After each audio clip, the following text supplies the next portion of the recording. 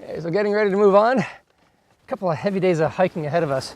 And so I thought I should do something here, and that is a little bit of pallet prep. And if I take a few minutes ahead of time to prepare before leaving for the day, then when I do have some moments to paint during the hike, I'll be all set to go.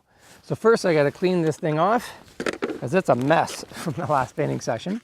And I've got little bump-ons here, as you can see, right here in the corners that I've added myself to this palette. And when I close it, if you look closely, it leaves a gap. And that means I can put fresh paint piles all over there and they won't touch each other. And I'll be good to go when I open it up the next time. Scraping off all the stuff that's been accumulating the last several days. Probably some mosquitoes, some sand, some rocks, little glacier dust. That's phase one. I don't actually paint with a palette knife, but it is seldom do. I like a smooth finish to my paintings, but it's a great tool for cleaning the actual palette. Step two, get a little paint thinner on there and start rubbing it off, taking off the layers of grime. Always put it in my garbage bag. Nothing stays out here. So the Ziploc,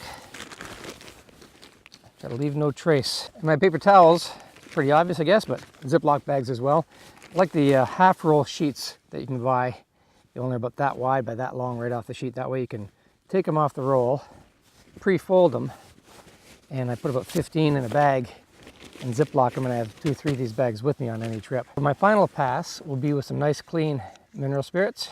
My little container happens to be an old Clinique rinse off eye makeup solvent from my wife that she was done with. It's fantastic, hard little container. I've used them for years. The final pass, give it a little clean up here, and it's feeling smooth, just about good for some fresh paint.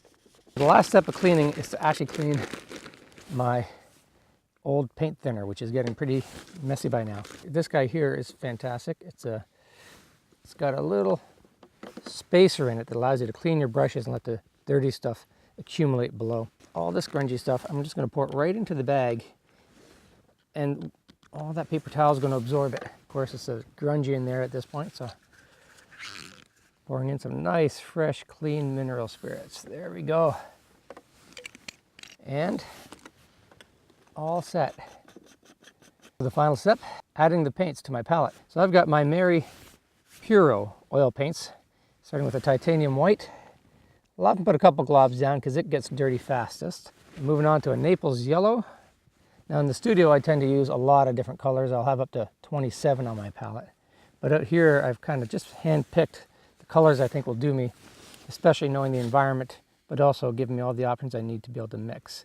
Of course you can do with less, you can do with more, but more weighs more. Some cadmium orange, cadmium red deep, some yellow ochre, burnt sienna. I like this green earth. I'll have a couple of different kinds of greens because they will cut back with the red to neutralize it a bit more, but in different ways. This is a far more cool green, and that'll add more coolness when it cuts back. And if I've had any extra oil in these tubes in the studio, what I've done is I've massaged them, and I've kind of squeezed out as much of that oil as possible before coming in the field, so it would be a little bit less runny on the palette. So get some cobalt blue light, beautiful color for skies and neutralizing some of those, cooling off some of those tones that you see in the mountains.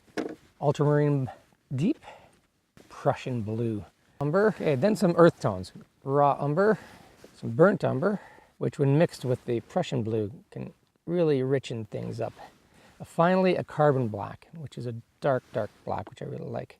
And there we go, there's the palette, all my colors, ready to roll.